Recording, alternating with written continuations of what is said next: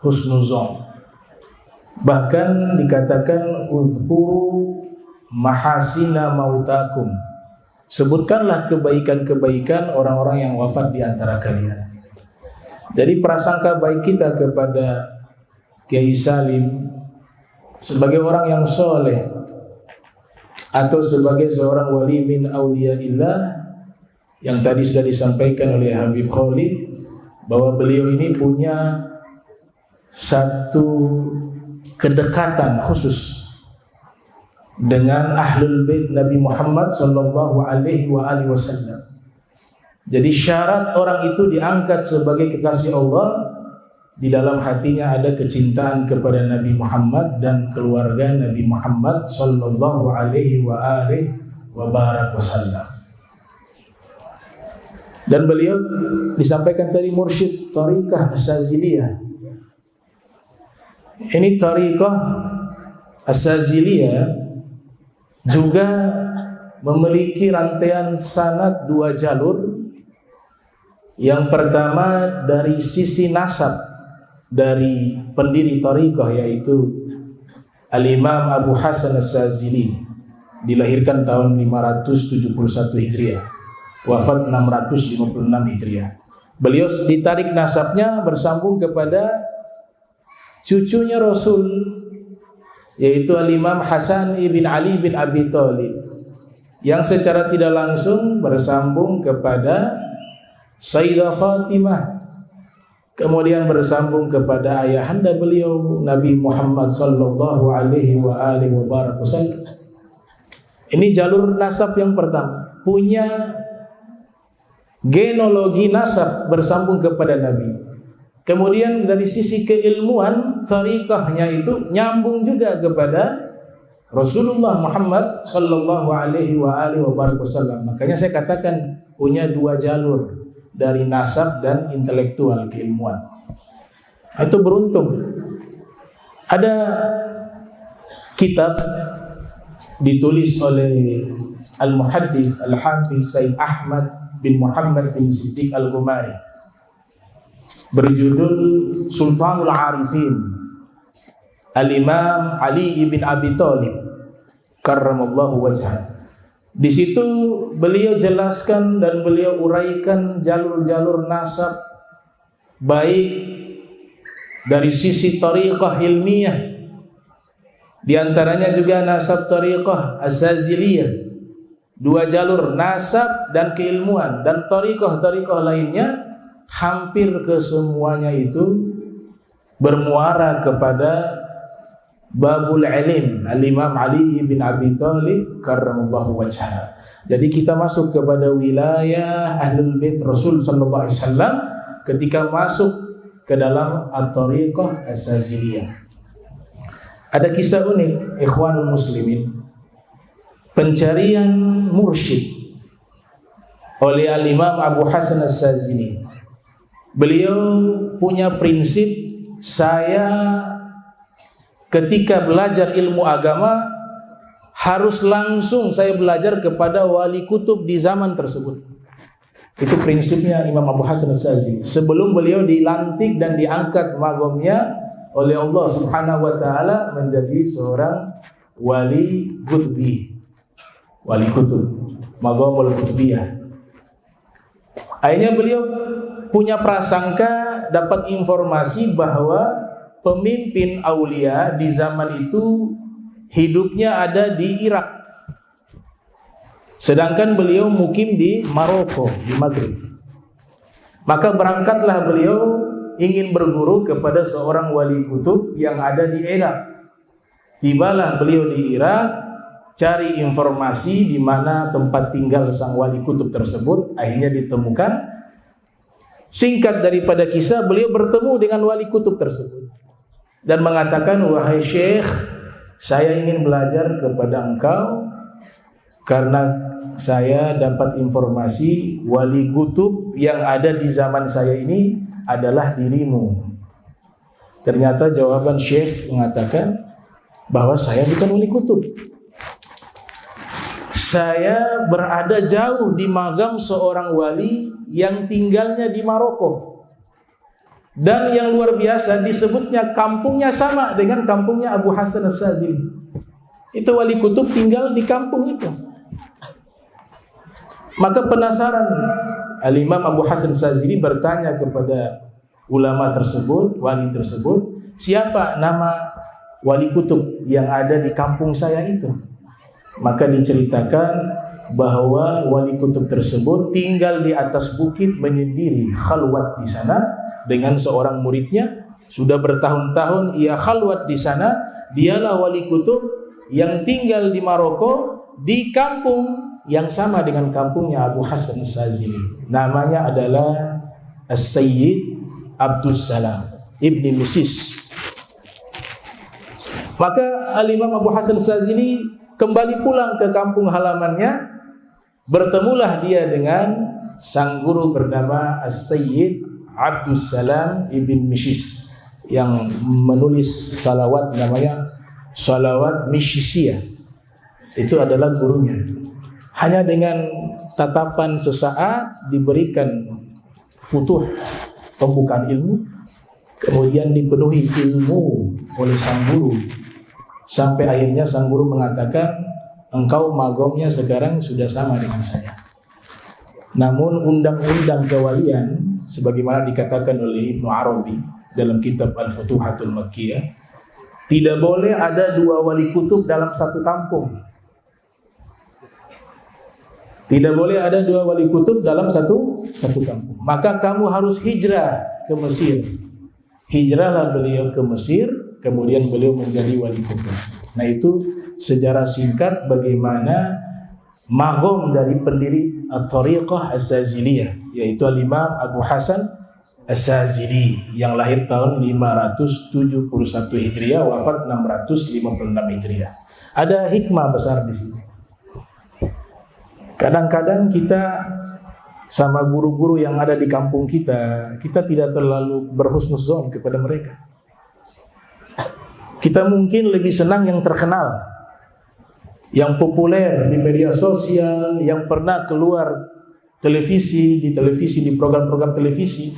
Mungkin itu lebih kita hormati dan lebih kita muliakan, padahal belum tentu. Mungkin banyak para aulia yang mastur, yang tersembunyi di tengah-tengah kita, bahkan mungkin banyak yang tersembunyi di hal mahal.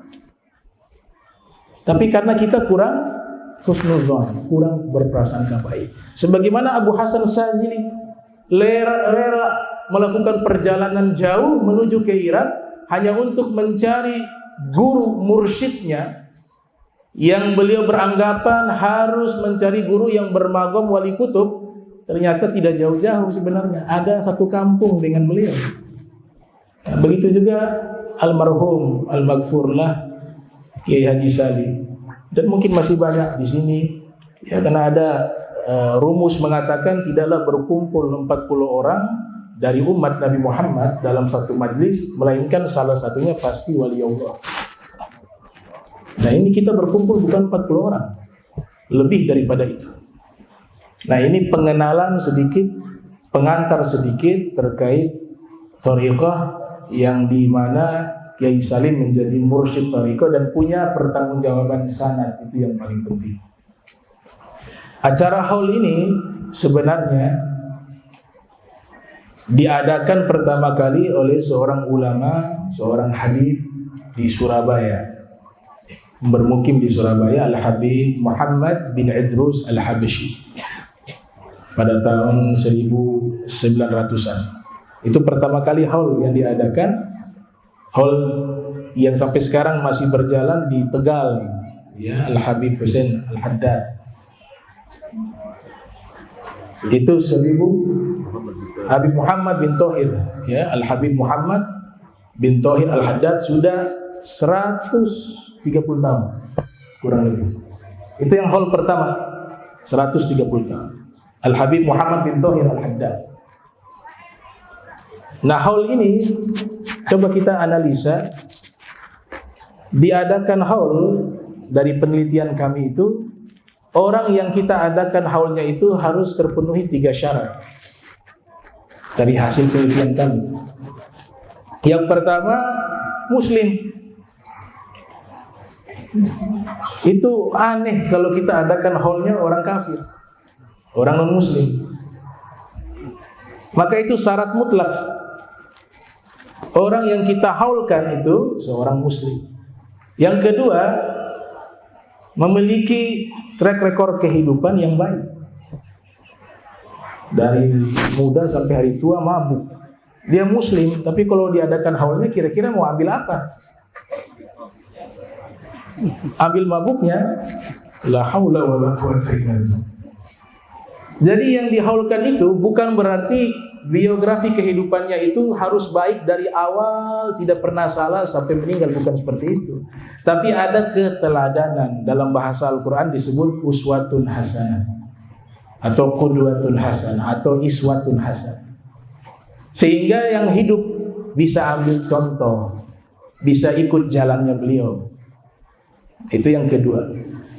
Yang ketiga, ini yang paling penting. Dan ini yang membedakan al-farqu bainal maulid wal haul. Perbedaan antara maulid dengan haul. Yang ketiga, meninggalnya husnul khotimah. Fil hadis akhrajal Bukhari, yang lahir tahun 194 Hijriah, wafat 256 Hijriah, di dalam sahihnya Rasul bersabda, innamal a'malu bil khawatim. Amalan itu dinilai oleh Allah di bagian akhir. Kita meninggalnya baik, husnul khotimah. Nah, inilah menjadi satu pegangan analisa terhadap perayaan-perayaan haul. 3 syarat itu syarat mutlak. Dia seorang muslim, punya keteladanan dalam hidup, dan yang ketiga, meninggalnya di saat akhir umurnya, meninggalnya baik. Contoh, awalnya baik, sholat 5 waktu, puasa sunnah, rajin tahajud. Meninggalnya, mohon maaf, overdosis narkoba misalnya. Ma'adzallah, meninggalnya sedang zina. Maka walaupun biografi hidupnya kebanyakan isinya kebaikan, tapi akhirnya ditutup dengan keburukan, gak bisa dihaulkan. Makanya terminologi sahabat kan dikatakan orang yang melihat Nabi, bergaul dengan Nabi, amana bihi, beriman dengan Nabi, wa mata 'alal iman, dan dia meninggal dalam keadaan iman. Nah, 3 inilah yang menjadi standar seseorang layak untuk kita haulkan. Muslim, punya keteladanan, dan yang ketiga adalah meninggalnya husnul khotimah. Nah, pertanyaannya muncul, kenapa haulnya ulama yang diperingati hari wafatnya, bukan hari lahirnya? Sedangkan maulid Nabi yang diperingati hari lahirnya, bukan hari wafatnya. Disinilah perbedaan antara Nabi Muhammad sallallahu alaihi wa alihi wa barak wasallam, atau secara umum seluruh para nabi kita yakini semuanya ma'asumun. Mereka adalah manusia-manusia yang tidak pernah salah. Sekali lagi, para nabi, para rasul, mereka adalah manusia-manusia yang tidak pernah salah dan tidak pernah melakukan dosa. Karena mereka ma'asumun, dijaga oleh Allah dari perbuatan dosa dan tidak memiliki kesalahan, maka biografi hidupnya kita bisa ambil mulai dari lahir sampai meninggal. Semuanya bisa dijadikan teladan. Semuanya itu adalah satu uswah bagi kita. Berbeda dengan ulama, berbeda dengan kaum solihin. Istilah yang mereka gunakan mahfuzun, dijaga oleh Allah. Punya kesalahan karena bukan seorang nabi, tetap punya kesalahan. Tapi bedanya orang-orang solihin minal aulia, mereka ketika punya salah cepat kembali kepada Allah, cepat bertobat kepada Allah. Maka yang dihitung bagi mereka sebagai orang yang baik, karena mereka tidak bisa lepas dari kesalahan, yaitu bagian akhirnya meninggal baik, ada biografi hidup yang baik, maka yang diperingati hari wafatnya, karena ketahuan baiknya seseorang di waktu wafat. Makanya dalam kitab Faidul Qadir mengatakan yamutul mar'u ala ma 'asha alaihi wa yub'atsu anhu ala ma mata alaihi. Al-Imam Al-Munawi meriwayatkan bahwa seseorang itu meninggal sesuai dengan aktivitas sehari-harinya. Kalau dia durasi waktu hidupnya itu lebih banyak ibadah, maka meninggalnya pasti dalam keadaan ibadah. Dan dia meninggal itu dalam keadaan dia hidup, dan nanti dibangkitkan dalam keadaan dia meninggal. Maknanya di akhir usianya. Nah, itu perbedaan kenapa Maulid diadakan ketika memperingati hari-hari besar Nabi kita Muhammad SAW, khususnya di bulan Maulid Rasul yang kita peringati hari lahirnya. Adapun para ulama, para aulia yang kita peringati hari wafatnya. Innamal a'malu bil khawatim. Di dalam kitab fikih, kalau kita merujuk kata haul ini satu akar kata juga dengan kata haula. Atau di dalam bab zakat ada istilah namanya haul. Durasi waktu yang dimana waktu tersebut 1 tahun sudah wajib keluar zakat. Itu diistilahkan namanya haul di dalam kitab-kitab fikih. Sebagaimana hadis yang diriwayatkan oleh Ibnu Majah yang lahir tahun 209 Hijriah, wafat 273 Hijriah, dari Sayyidah Aisyah radhiyallahu taala anha wa radhaha mengatakan Rasul bersabda, la zakata fi malin hatta yahulla alaihi al-haul.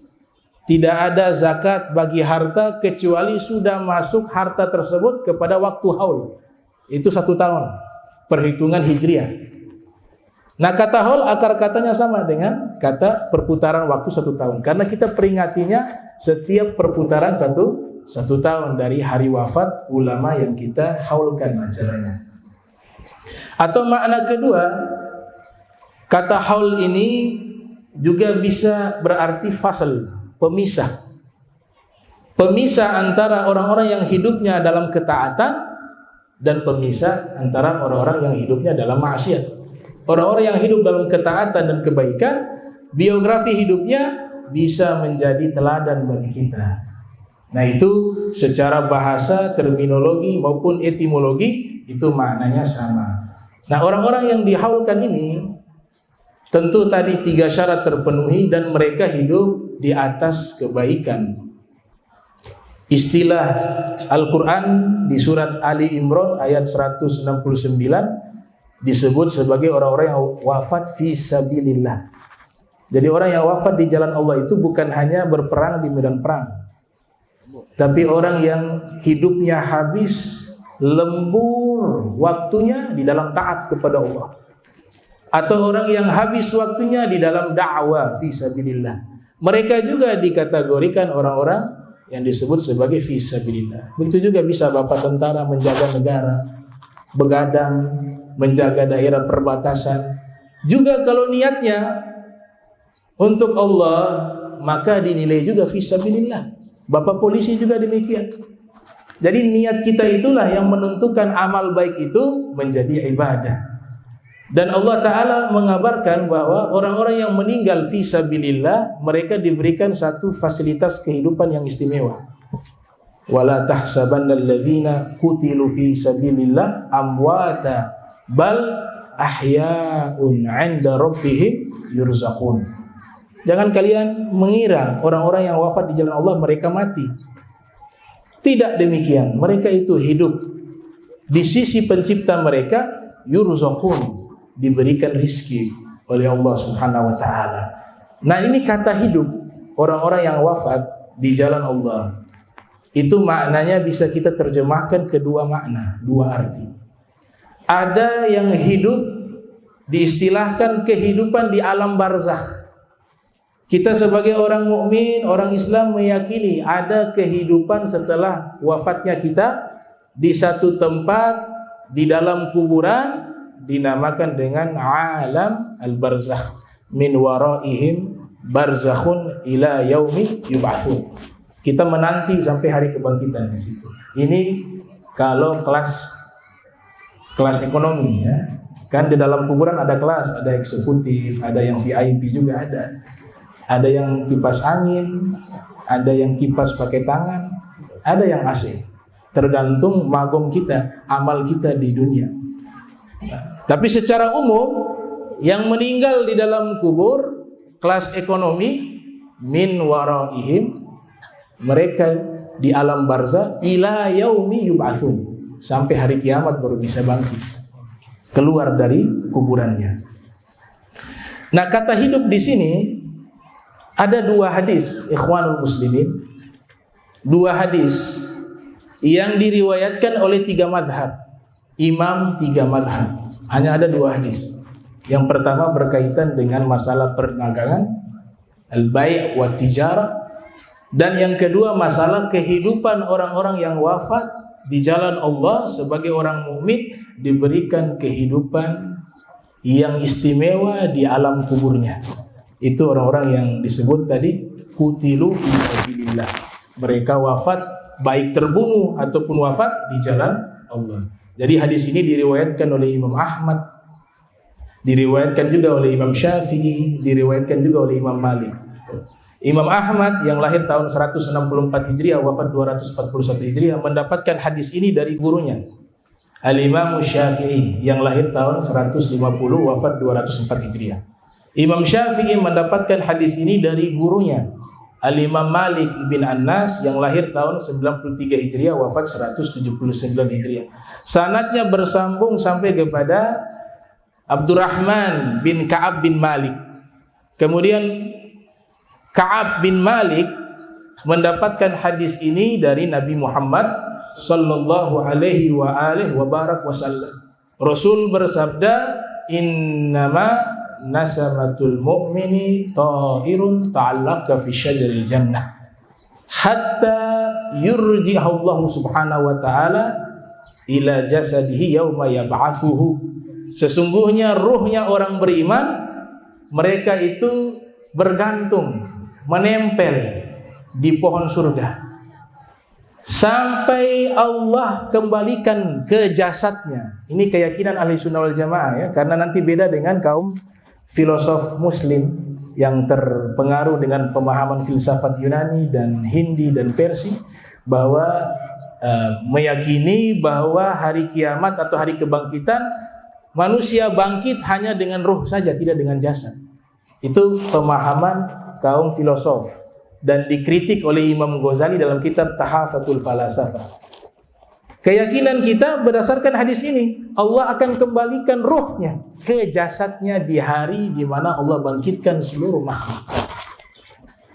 Saya katakan seluruh makhluk karena yang bangkit bukan hanya manusia. Di hari kebangkitan itu hewan juga bangkit,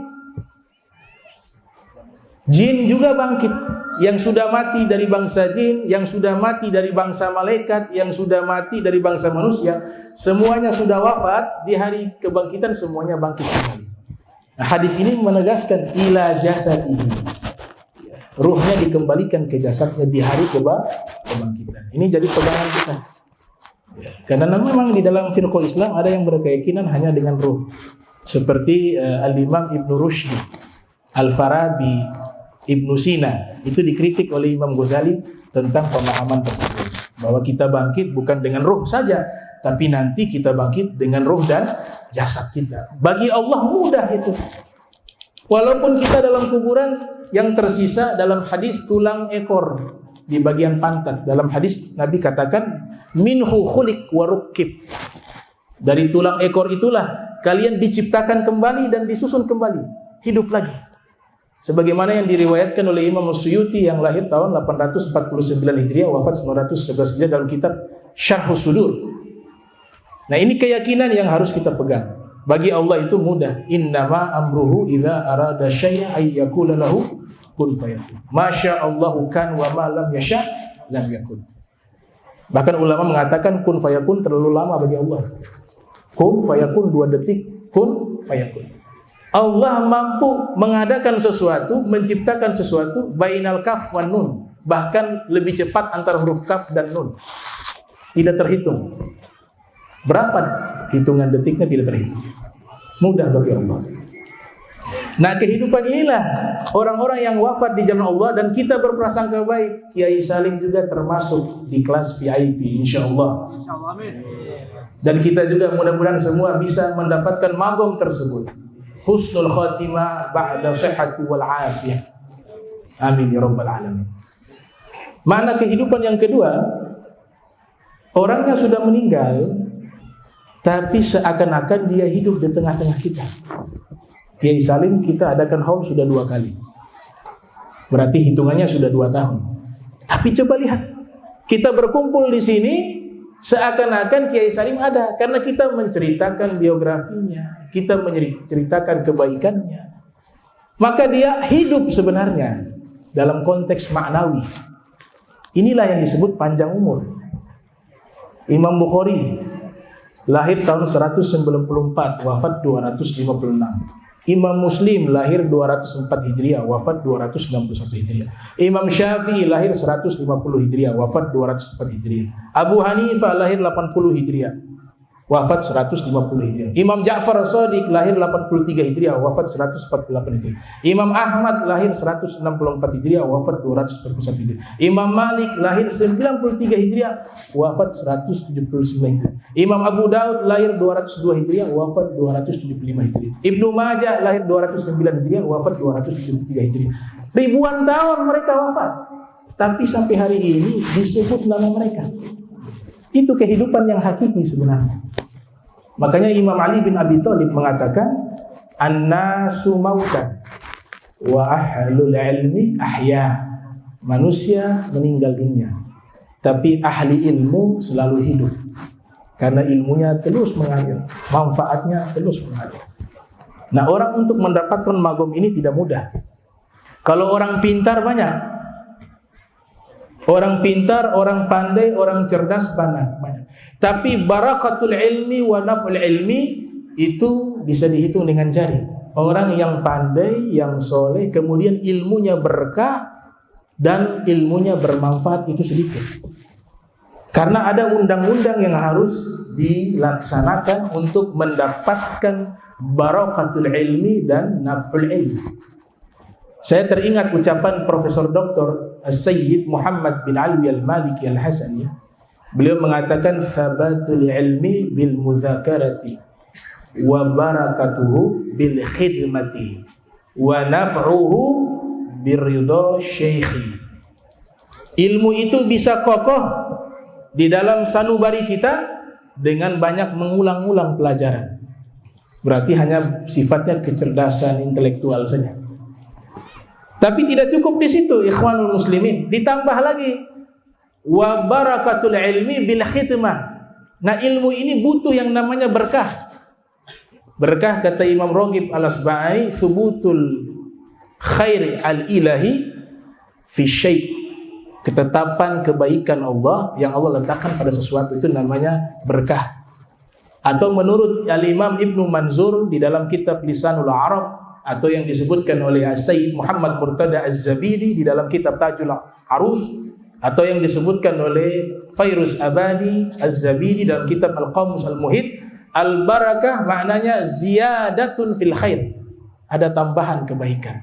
Nah, untuk mendapatkan ilmu yang berkah harus khidmah sama guru.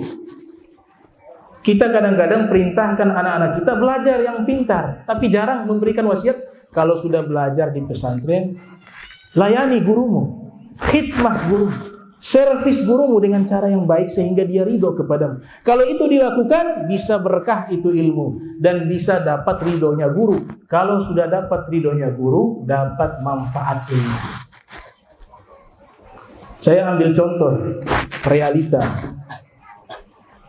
Di Jakarta ada majelis namanya Majelis Rasulillah yang didirikan oleh Al-Habib Munzir bin Fuad Al-Musawa. Beliau dalam managibnya menceritakan waktu berangkat ke Hadramaut, beliau sendiri yang sampaikan, itu bahasa Arabnya itu belum mampu untuk bisa berbicara menggunakan bahasa Arab. Dan sekolahnya beliau dalam keadaan sakit asma, sehingga banyak waktu terganggu dengan sakitnya beliau. Belajar di tangan Al-Arif Billah Al-Allama Al-Habib Umar bin Muhammad bin Salim bin Hafiz, Setelah beberapa tahun di sana, beliau pulang kembali ke Indonesia. Singkat daripada hikayat, dibuatlah majlis, namanya Majlis Rasulullah. Subhanallah, termasuk majlis yang paling banyak jamaahnya di Indonesia. Dan sampai sekarang tersebar di beberapa tempat di dalam negeri maupun di luar negeri cabang majlis tersebut.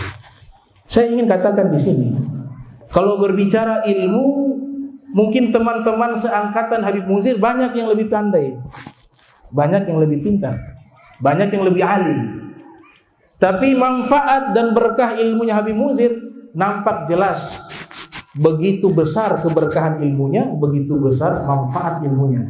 Kenapa bisa demikian? Ternyata kuncinya satu. Beliau itu sangat cinta kepada gurunya, Al-Habib Umar. Cintanya luar biasa, patuhnya luar biasa. Al-Habib Umar juga ridho kepadanya. Maka dapatlah ilmu dan dapat berkah dan dapat manfaat dari ilmu tersebut. Nah, ini yang harus kita terapkan, khususnya nanti di pesantren Darul Mawaddah.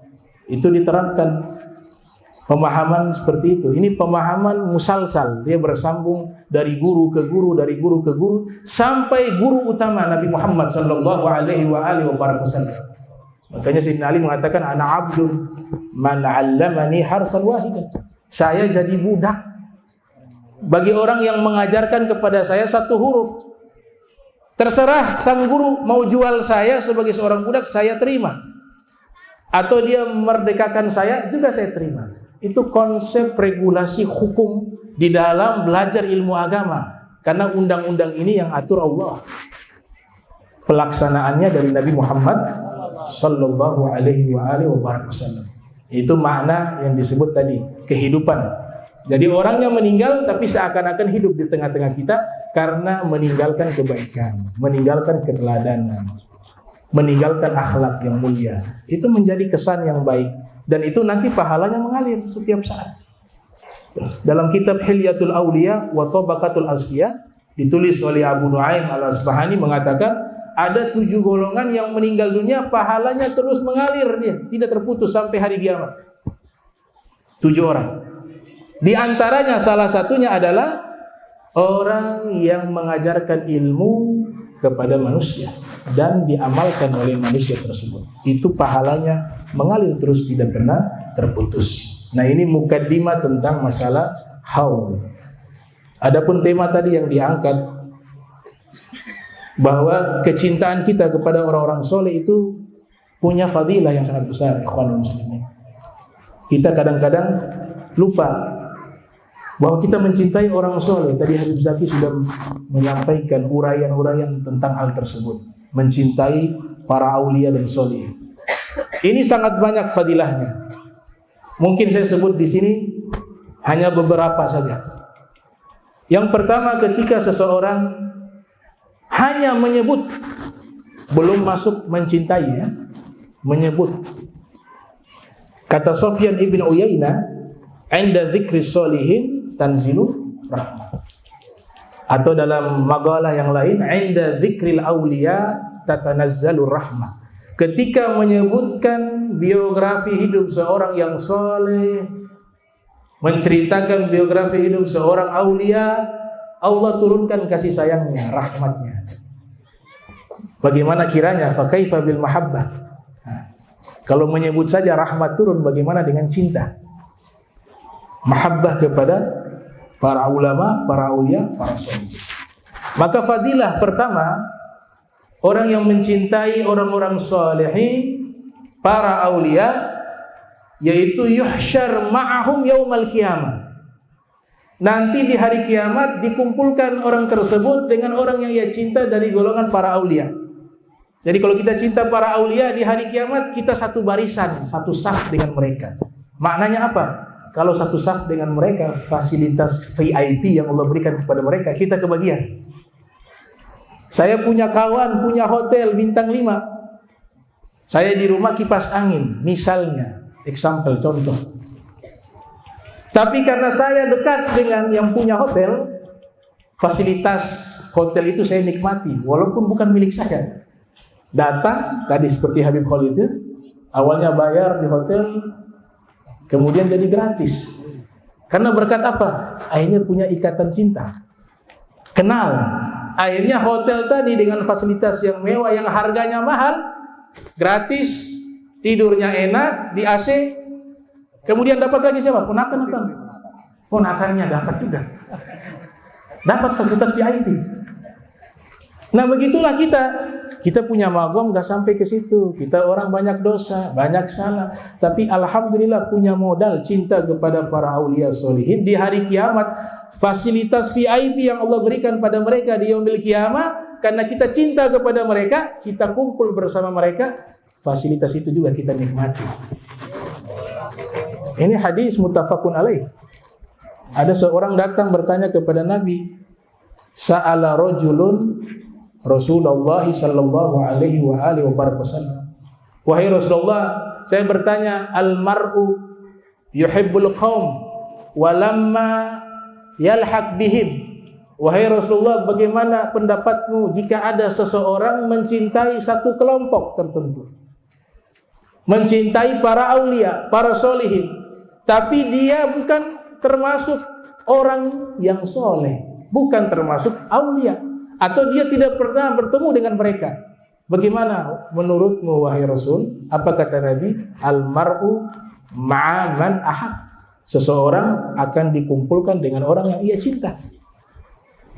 Hadis ini juga dikuatkan oleh Imam Al-Hakim yang lahir tahun 321 Hijriah, wafat 405 Hijriah, dalam kitab Al-Mustadrak. Nabi bersabda, man ahabba qauma husyira ma'ahum. Siapa yang mencintai satu kaum, maka dikumpulkan dia bersama mereka di hari kiamat. Maka tanamkan dalam hati kita kecintaan kepada orang-orang salih. Itu akan otomatis, kata Al-Habib Abdullah Al-Haddad dalam kitab Risalatul Mu'awanah. Kalau kita cinta kepada para aulia, orang-orang soleh, secara otomatis terkoneksi juga kecintaan kepada Nabi Muhammad sallallahu alaihi wa alihi wa barak wasallam. Kalau cinta kepada Nabi Muhammad, akan otomatis terkoneksi cinta kepada Allah Subhanahu wa ta'ala. Dia satu paket, gak bisa dipisah. Jadi kalau ada orang mengaku saya hanya cinta kepada Allah, tapi tidak cinta kepada Nabi Muhammad, ditolak. Atau mengatakan saya hanya cinta kepada Nabi Muhammad, tapi keluarga Nabi Muhammad saya tidak cinta, tertolak. Dia satu paket, ikhwanul muslimin. Ini penjelasan Al-Habib Abdullah bin Alwi Al-Haddad di dalam kitab Risalatul Mu'awanah. Makanya Imam Zamakhsyari membuat syair di situ. Faza kalbun bihubbi ashabil kahfi, fa kaifa ashqa bihubbi ali Muhammadi. Seekor anjing selamat masuk surga karena cinta kepada ashabul kahfi. Kita baca surat Al-Kahfi.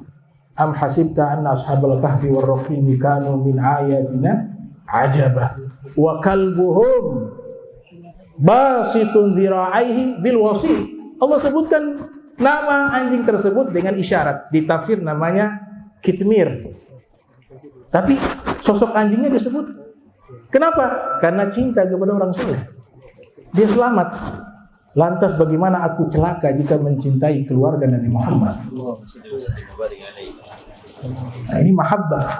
Jadi kita mencintai orang soleh, fadilahnya kita berkumpul bersama mereka di yaumil qiyamah. Yang kedua, ketika kita mencintai para aulia, yanalul wilayah. Dia bisa kebagian wilayah kewalian. Kita bukan wali, tapi karena cinta kepada aulia, sir-sir kewalian itu akan tumpah kepada kita. Walaupun tidak banyak. Sedikit dari mereka itu sudah banyak, sudah berkah. Al-Imam Abu Hasan Sazili mengatakan hubbul aulia wilayah. Cinta kepada para wali adalah satu wilayah kewalian. Kita cinta kepada mereka, dapat wilayah kewalian. Al-Habib Ali bin Muhammad Al-Habsyi menyatakan, idza kunta fi qalbi 'arifin billah wa nazalat 'alaihi al-anwar hasalta nasibaka minha. Kalau engkau berada di dalam hati seorang wali, Allah turunkan cahaya anugerah ke dalam hati seorang wali, engkau dapat bagian anugerah tersebut. Kata Imam Al-Arif Billah Al-Habib Ali bin Muhammad Al-Habsyi. Makanya di dalam manaqib kita lihat pengarang Ratibul Attas, Al-Habib Umar ibn Abdurrahman Al-Attas, punya murid kan terkenal itu. Kalau Fatihah bahkan dikatakan tidak akan bisa dikatakan diterima Fatihah tersebut kepada Habib Umar kecuali sebut nama murid tersebut juga dalam Fatihah itu, dalam doa tersebut, yaitu Syekh Ali Baros. Itu karena apa? Dia mendapatkan wilayah itu karena sang guru cinta kepadanya dan dia mencintai sang guru. Tidak butuh waktu lama, santri lain belajar bertahun-tahun dapat ilmu. Tapi Syekh Ali Baros kerjanya khidmah kepada sang guru, tidak belajar. Satu ketika beliau dalam hati terlintas, teman-teman saya mereka sudah punya ilmu, sudah menjadi ulama, saya hanya habis dalam berkhidmat, tidak belajar. Maka Habib Umar Kasyaf, beliau mengatakan, wahai Ali, ambil buku atau kitab Bidayatul Hidayah yang ditulis oleh Al-Imam Al-Ghazali. Baca mukaddimahnya. Baca mukaddimah cukup. Kata Habib Umar, setelah itu semua ilmu masuk ke dalam dirinya. Dia dapat wilayah. Dan wilayahnya Habib Umar itu kalau anak cucunya mau ambil lebih mudah. Ini para habaib punya datu-datu, banyak aktab, banyak wali-wali kutub. Mereka sudah sediakan itu, sisa mau ambil saja. Kalau mau ambil dapat. Dan dikasih jalan tol. Itu Habib Umar pernah mengatakan, syafaati tablughu ila Safura. Syafaatku, pertolonganku akan sampai ke Safura. Itu orang-orang yang ada di Huraidah. Beliau mungkin di Huraidah, di Hadramaut. Bingung dengan lafaz Safura.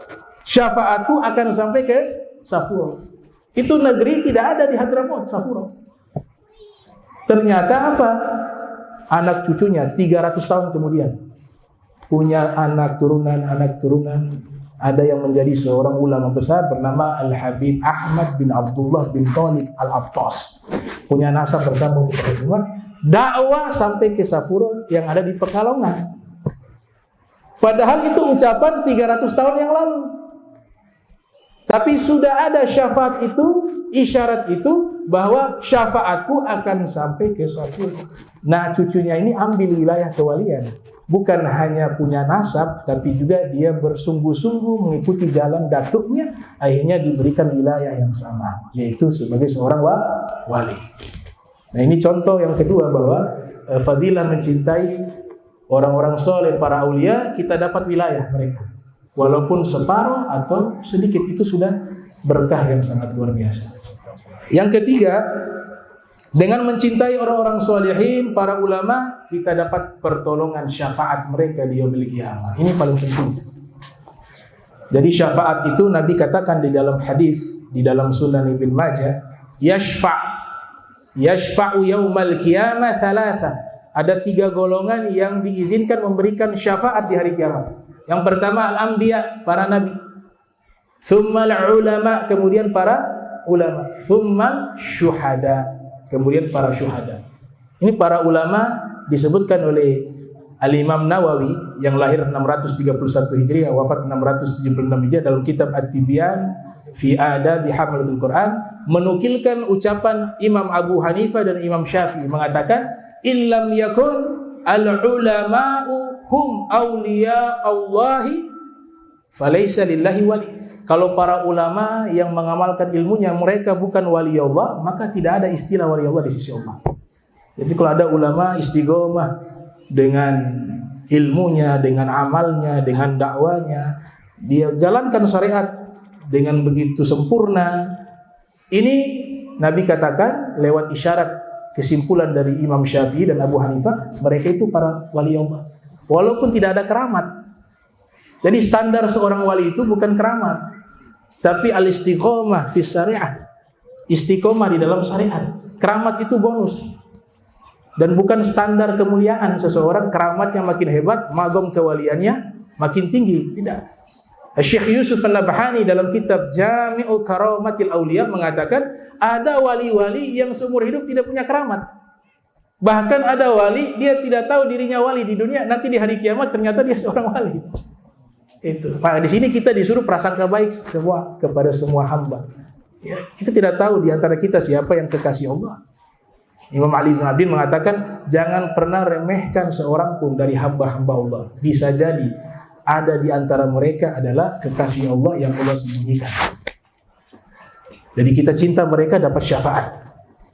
Syekh Abu Bakar bin Salim mengatakan, awama alimta bi annana ahlul wafa wa muhibbuna ma zala tahta liwana. Nahanul kiram faman atana qasida nala sa'adata indama yalqana.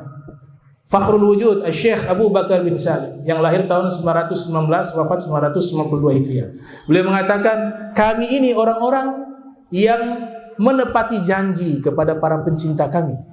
Mereka yang cinta kepada kami, kami berikan asuransi jaminan perlindungan di hari kiamat.